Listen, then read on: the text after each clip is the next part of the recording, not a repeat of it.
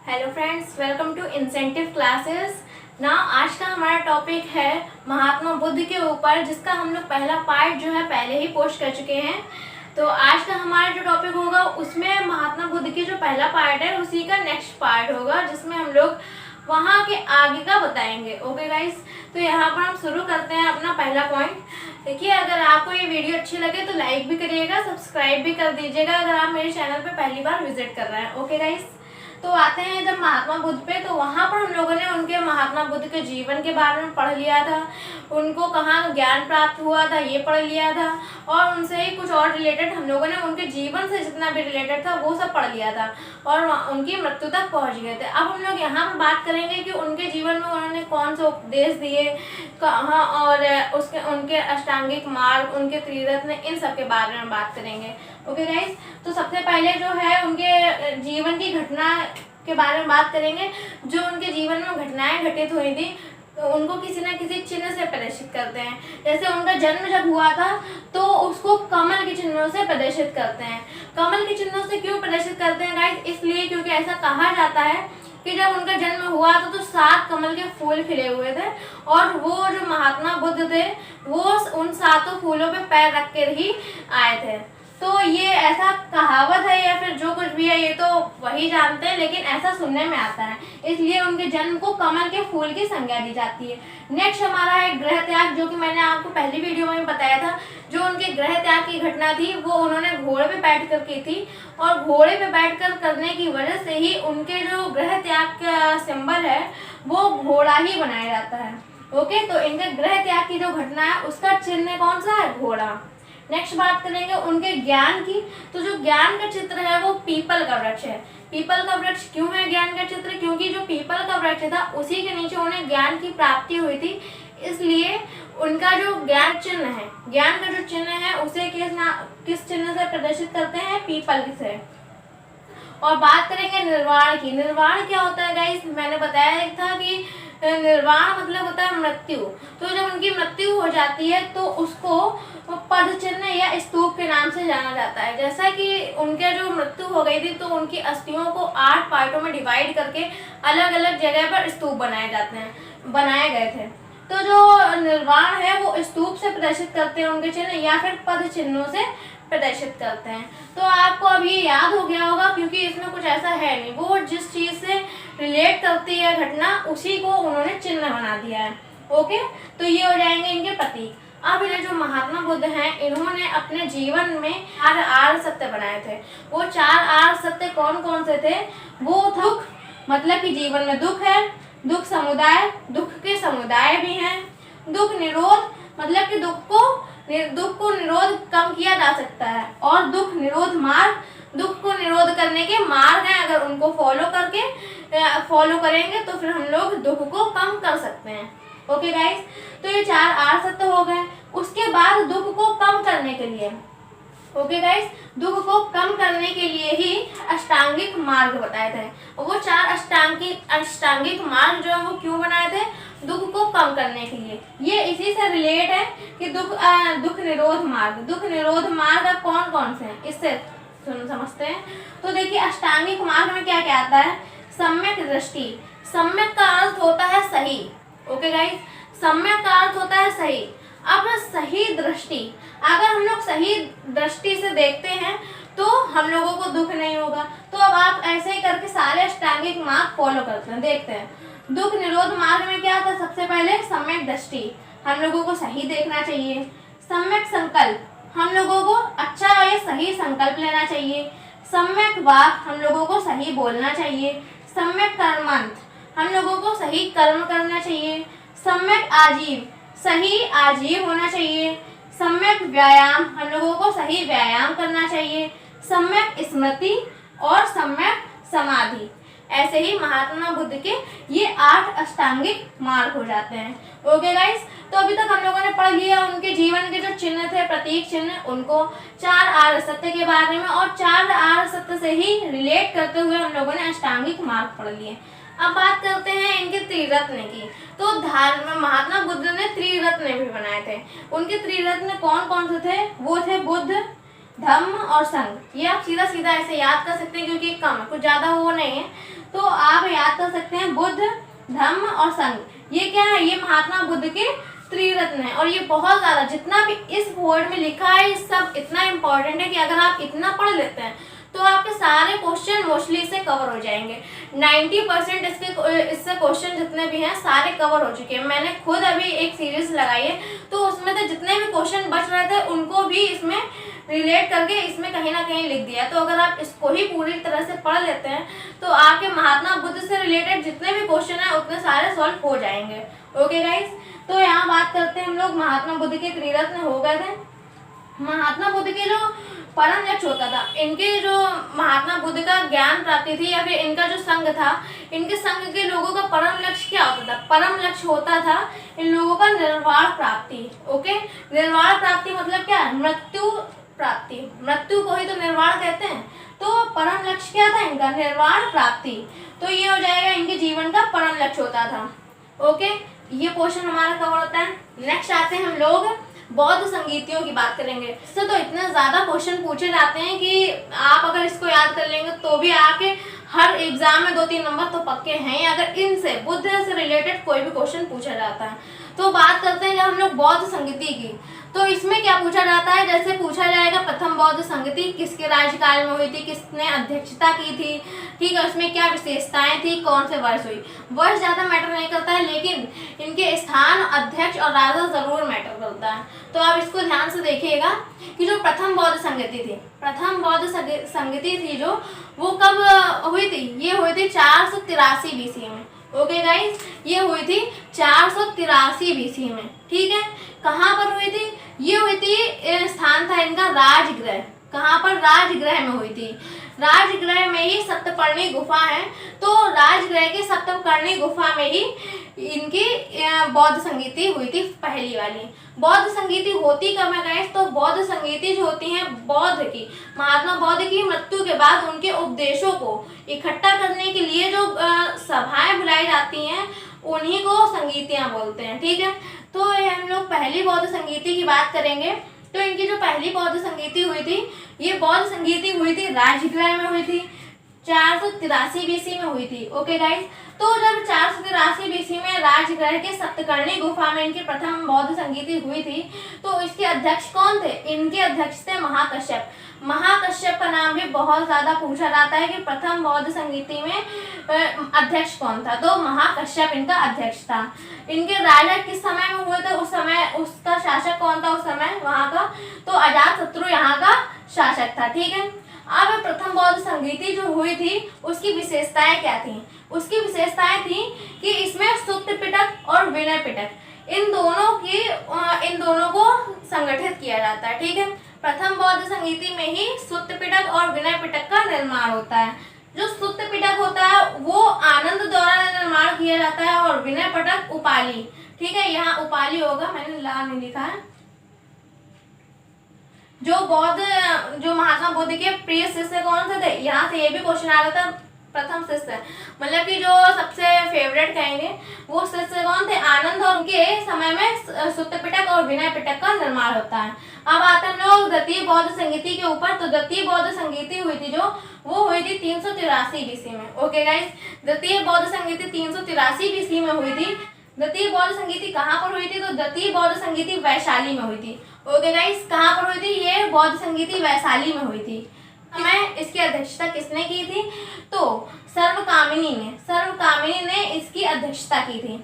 उस समय राजा कौन था? तो कालाशोक राजा था। इनसे ये क्वेश्चन पूछा जाता था द्वितीय बौद्ध संगीति का शासन उस समय किसने संभाला था? तो कालाशोक, ठीक है। कालाशोक के शासनकाल में ही द्वितीय बौद्ध संगीति हुई थी। और इस समय क्या हुआ था? इस समय थेर और महासंधिक, ठीक है, ये देश थे महात्मा बौद्ध के। इनको 2 पार्ट्स में डिवाइड किया जा रहा था, थेर और महासंधिक, ठीक है गाइस। नेक्स्ट बात करेंगे हम लोग तृतीय बौद्ध संगीति की।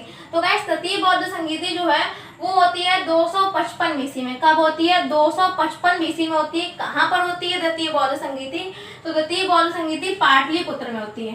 ओके गाइस, ये देखिए आप जो पाटलिपुत्र है, पाटलिपुत्र में ये तृतीय बौद्ध संगीति होती है। ये सारी राजधानियां हैं, मगध की राजधानी जैसे जैसे चेंज होती जाती हैं वैसे वैसे ही इनकी स्थान भी चेंज हो जाता है संगीतियों का, ठीक है।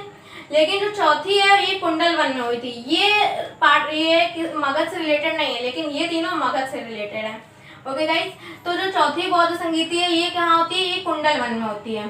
पहले हम लोग तीसरी की बात कर रहे थे, तो तीसरी जो है पाटलिपुत्र में होती है। ये कब होती है? इसका अध्यक्ष कौन होता है? इसका अध्यक्ष होता है मोगलीपुत्तिस। इसकी अध्यक्षता करता है तृतीय बौद्ध संगीति की। जो तृतीय बौद्ध संगीति होती है उसका राजा कौन होता है? उस समय किसका शासन काल होता है? उस समय अशोक का शासन काल होता है। ये भी बहुत इंपॉर्टेंट है, पूछा जाता है तृतीय बौद्ध संगीति के समय किसका शासन चल रहा था? तो अशोक का शासन चल रहा था। ओके गाइस, अब बात करेंगे तृतीय बौद्ध संगीति में विशेष क्या होता है। तो तृतीय बौद्ध संगीति में अभिधम्म पिटक का निर्माण होता है। ठीक है, अभिधम्म पिटक का निर्माण किसके समय में होता है? अशोक के समय में होता है। मोगलीपुत्तिस इसकी अध्यक्षता कर रहा होता है, पाटलिपुत्र में होता है और 255 BC में होता है। ओके गाइस, ये हम लोगों का हो जाता है तृतीय बौद्ध संगीति समाप्त होती है। देख लीजिए, अभिधम्म पिटक जो है, अभिधम्म पिटक में बौद्ध धर्म की शिक्षाओं का वर्णन किया गया है। ओके गाइस, बौद्ध धर्म की जो शिक्षाएं हैं उनका वर्णन किसमें किया गया है? अभिधम्म पिटक में किया गया है। ओके, नेक्स्ट हम लोग बात करेंगे फोर्थ वाली की। जो फोर्थ हम लोगों की संगीति है वो कब होती है? तो ये तो हम लोगों की BC में हो रही थी। देखिए, 483 BC, 383 BC, ये दोनों जो है 100 साल का डिफरेंस है सीधा सीधा। देखिए, 483 और ये 383। ठीक है, 100 साल बाद ही जो है ये दूसरी बौद्ध संगीति होती है। इसमें थोड़ा सा डिफरेंस है, ये 255 BC में होती है। लेकिन जो चौथी वाली है ये इसका समय कब हो जाता है? ये AD में हो जाती है। ठीक है, 101 AD में। ठीक है, 101 AD में होती है ये चौथी बौद्ध संगीति। जो कहाँ पर होती है? कुंडल वन में होती है। ओके गाइस, ये कहाँ पर होती है? कुंडल वन में होती है। इस समय जो इनकी अध्यक्षता कर रहा होता है वो कौन होता है? वो होता है वासुमित्र। ओके, इनका नाम भी बहुत इंपॉर्टेंट है, पूछा जाता है कि चौथी बौद्ध संगीति जो होती है उसका अध्यक्ष कौन होता है। तो वासुमित्र जो है वो चौथी बौद्ध संगीति का अध्यक्ष होता है। इसी को अश्वघोष कहीं कहीं पर लिखा रहता है कि अश्वघोष ने इनकी अध्यक्षता की थी, लेकिन ये दोनों लिखा जाता है। ओके गाइस, तो आप दोनों को पढ़िए यहाँ पर। इनके राजा किसके समय में होता है? चतुर्थ बौद्ध संगीति होती है, ये कनिष्क के शासनकाल में होती है। कब होती है ये गाइस? चतुर्थ वाली होती है कनिष्क के शासनकाल में। ओके, तो पहली होती है अजातशत्रु में, दूसरी होती है कालाशोक के शासनकाल में, तीसरी होती है अशोक के शासनकाल में और चौथी होती है कनिष्क के शासनकाल में। ये ज्यादा इंपॉर्टेंट है। देखिए, सबसे पहले ज्यादा इंपॉर्टेंट है फर्स्ट वाली, फिर है फोर्थ वाली। ओके, क्योंकि ये इसमें जो है हीनयान और महायान को डिवाइड किया गया था और इसमें सुत्त पिटक और विनय पिटक को बनाया गया था। ओके, चतुर्थ वाली होती है, इसमें जो महात्मा बुद्ध का धर्म होता है ये 2 पार्ट में डिवाइड हो जाता है। 2 पार्ट कौन कौन से होते हैं? हीनयान और महायान। ओके, तो जो है ये हम लोगों ने संगीतों के बारे में इतना क्वेश्चन पढ़ लिया है और इसी से क्वेश्चन आता है। अगर आप ये सीरीज कर लेंगे तो भी आपके काफी क्वेश्चन हो जाएंगे। अब बात करते हैं जब हीनयान और महायान की। तो गाइस, हीनयान और महायान में सार महात्मा बुद्ध के जितने भी थे उपासक वो 2 पार्ट्स में डिवाइड हो गए थे, हीनयान और महायान। अब हम हीनयान और महायान से जो क्वेश्चंस पूछे जाते हैं वो देख लेते हैं। तो जो हीनयान का मतलब होता है छोटा मार्ग और महायान का मतलब होता है बड़ा मार्ग।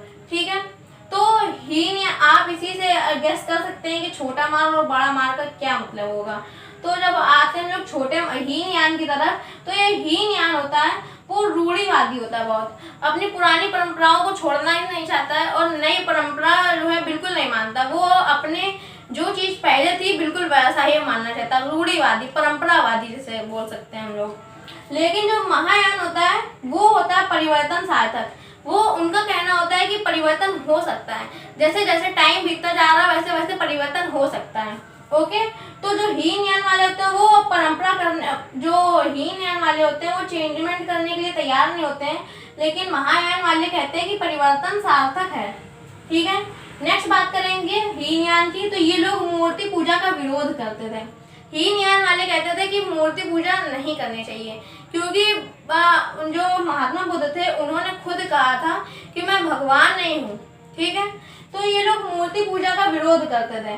लेकिन जो महायान वाले लोग थे वो लोग मूर्ति पूजा में विश्वास रखते थे। ठीक है, ये लोग मूर्ति पूजा में विश्वास रखते थे।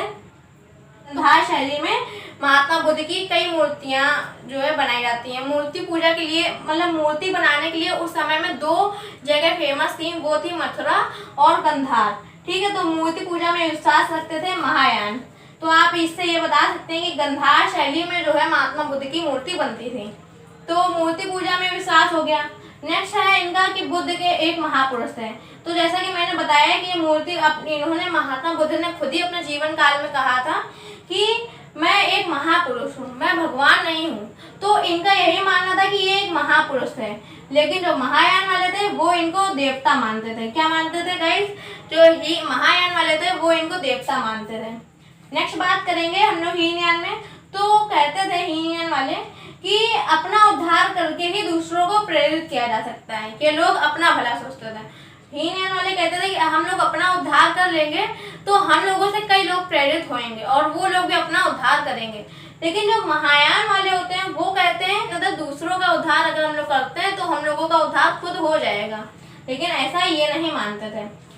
जो दक्षिण के राज्य थे हम लोगों के, जैसे श्रीलंका हो गया, ठीक है, दक्षिण भारत हो गया, बर्मा हो गया, ठीक है, थाईलैंड हो गया। तो ये जो दक्षिण के जगह थी वहां पर हीनयान को ज्यादा इंपॉर्टेंस दी जाती है। ठीक है, जो दक्षिण के क्षेत्र है उसमें हीनयान को ज्यादा इंपॉर्टेंस दी जाती है। वहीं जो उत्तर के जो राज्य थे, जैसे कि उत्तर भारत में चीन हो गया, जापान हो गया, उत्तरी भारत भी हो गया, तो यहाँ पर महायान को ज्यादा इंपॉर्टेंस दी जाती है। यहाँ पर महायान बहुत तेजी से फैल रहा था, लेकिन यहाँ पर जो है हीनयान फैला हुआ था। ओके गाइस, और बात करते हैं हीनयान वालों की। हीनयान वालों की जब बात करेंगे तो देखा जाता है कि ये लोग दृष्टि के निकट थे। ये लोग उनकी दृष्टि के निकट थे, जबकि जो महायान वाले थे वो कहाँ थे? भक्ति में ज्यादा विश्वास रखते थे। ठीक है, ये लोग दृष्टि में विश्वास रखते थे और ये लोग भक्ति में विश्वास रखते थे। एक ये भी पॉइंट है महायान वालों का कि जातक कथाएं, जैसा कि महायान वाले क्या मानते थे? महायान वाले मानते थे कि जो महात्मा बुद्ध है वो भगवान है।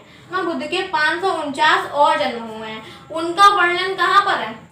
वर्णन जातक कथाओं में, और ये जातक कथाओं में विश्वास रखते थे। ठीक है, तो उसमें जातक कथाओं में विश्वास क्यों रखते थे? क्योंकि ये भगवान मानते थे और इसमें जातक कथाओं में 549 जो पहले के जन्म है महात्मा बुद्ध के, इनके बारे में वर्णन किया गया था।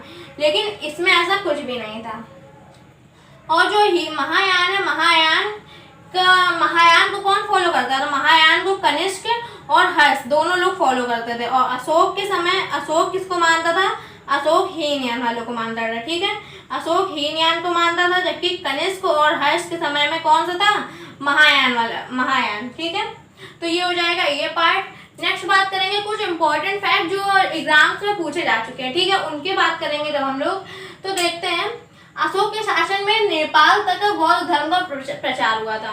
तो जो तृतीय बौद्ध संगीति थी, तृतीय बौद्ध संगीति के समय में कौन शासक कर रहा था? अशोक कर रहा था ना। तो गाइस, अशोक के समय में नेपाल तक जो है बौद्ध धर्म पहुंच गया था। नेपाल तक कौन कैसे पहुंचा था ये भी देख लीजिए। अशोक ने अपने शासन काल में ही Nagarjuna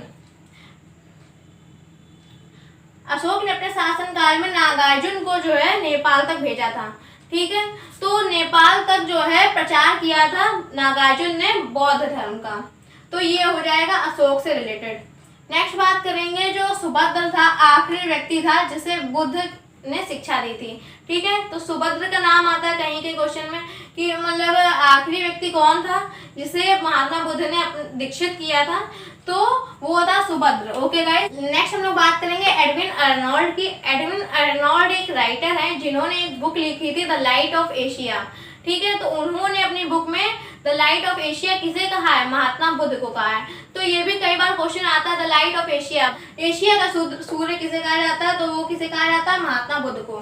the light of Asia किसे कहा जाता है? महात्मा बुद्ध को। ठीक है, बात करेंगे हम लोग बुद्ध शिक्षा केंद्र की। ठीक है, तो बुद्ध शिक्षा केंद्र कौन सा है? विक्रमशिला। विक्रमशिला का हम लोग पहले अपनी वीडियो में भी क्वेश्चन बता चुके हैं कि विक्रमशिला किसने बनवाया था। या अगर इसका आंसर आता हो तो आप हमें कमेंट बॉक्स में बताइएगा। अगर आपने मेरी पहली वाली वीडियो देखी है, ठीक है, तो आप मुझे कमेंट बॉक्स में बताइएगा कि विक्रमशिला किसने बनवाई थी। ओके, तो ये विक्रमशिला जो था ये बौद्ध शिक्षा का केंद्र था। ओके, विक्रमशिला। जातक कथाओं के बारे में बात करेंगे तो बुद्ध के विभिन्न जन्मों की कथाएं जो हैं वो जातक कथाओं में वर्णित है। नेक्स्ट बात करेंगे शून्यता का सिद्धांत की। तो जो शून्यता का सिद्धांत है वो किसने दिया था? शून्यता का सिद्धांत नागार्जुन ने दिया था। और जो क्या थे, बौद्ध दार्शनिक थे, एक बौद्ध दार्शनिक थे बहुत बड़े, नागार्जुन, जिन्होंने शून्यता का सिद्धांत दिया था। ओके गाइस, बौद्ध मठों में परवन नामक एक समारोह होता है। जैसा कि हमने अपनी पहली वीडियो में ये भी बताया था कि बौद्ध मठ क्या होते हैं, ठीक है, बौद्ध मठों को बनाया गया था। तो जो बौद्ध मठ होते हैं उनमें एक पर्व मनाया जाता है, एक त्योहार मनाया जाता है, जिसका नाम क्या होता है? जिसका नाम होता है परवन। ठीक है, क्या नाम होता है जिसका? परवन। ओके गाइस, और इस त्योहार में ये होता है कि जितने भी बौद्ध भिक्षु होते हैं उनको वर्षा ऋतु में, ठीक है, वर्षा ऋतु में उनको मंदिर के अंदर प्रवेश पाने के लिए या मठ के अंदर प्रवेश पाने के लिए उन्हें उन्होंने जितने भी गुनाह किए होते हैं, ठीक है, अपराध किए होते हैं, जितने भी अपराध किए होते हैं उसकी स्वीकृति करनी होती थी। तो ये अपराधों की स्वीकृति को ही स्वीकृति का एक त्योहार कह सकते हैं, जिसका नाम था क्या? परवन। ठीक है, अब हम लोग बात करेंगे मिलिंद पन्हों की। मिलिंद पन्हों क्या है गाइस? मिलिंद पन्हों एक बुक है, ठीक है। मिलिंद पन्हों में क्या होता है, एक मिलिंद नामक एक राजा होता है, जो नागसेन, जो बौद्ध भिक्षु होता है नागसेन, ठीक है, समझ लीजिए, ये एक बौद्ध भिक्षु होता है नागसेन, ठीक है, वो किसी राजा के दरबार में जाता है, राजा का नाम होता है मिलिंद। तो जो राजा होता है मिलिंद, वो भिक्षु से कुछ क्वेश्चन करता है, ठीक है, कि जीवन क्या है, ये वो जितने भी बौद्ध से रिलेटेड होते हैं, अपने जीवन से रिलेटेड होते हैं, वो क्वेश्चन वो पूछता है। तो जो भिक्षु होता है, बौद्ध भिक्षु नागसेन, वो उसका उत्तर देता है। तो जितने भी इनके बीच में संवाद होता है, इनको ही एक बुक में लिखा गया है। इनको सबको संवाद को उठाकर एक बुक में लिख दिया गया है। जितने भी क्वेश्चन आंसर्स होते हैं उन्हीं को, उसी बुक को मिलिंद पन्हों के नाम से जानते हैं हम लोग। ओके गाइस, मिलिंद पन्हों एक बुक है जिसमें क्वेश्चंस आंसर्स लिखे हैं। ओके, नेक्स्ट बात करेंगे हम लोग सुजाता की। ठीक है, तो सुजाता कौन थी? सुजाता क्या थी? एक तपस्वी थी जिन्होंने बहुत तपस्या करके महात्मा बुद्ध को भोजन दिया था। ठीक है, ये कन्या थी, ये कन्या थी सुजाता। देखिए लिखा गया है, सुजाता जो है कठिन तपस्या के उपरांत बुद्ध के भोजन कराने वाली कन्या थी। बुद्ध को भोजन कराने वाली कन्या थी, जिनका नाम सुमाता है। सुमाता के क्वेश्चन ऐसे नहीं पूछे जाएंगे कि डायरेक्ट पूछा जाए कि कौन सी कन्या थी जिसने भोजन कराया था महात्मा बुद्ध को, ऐसे नहीं आएगा। जो मिलान करने को होते हैं, मिलान वाले क्वेश्चंस में इनका नाम आता है।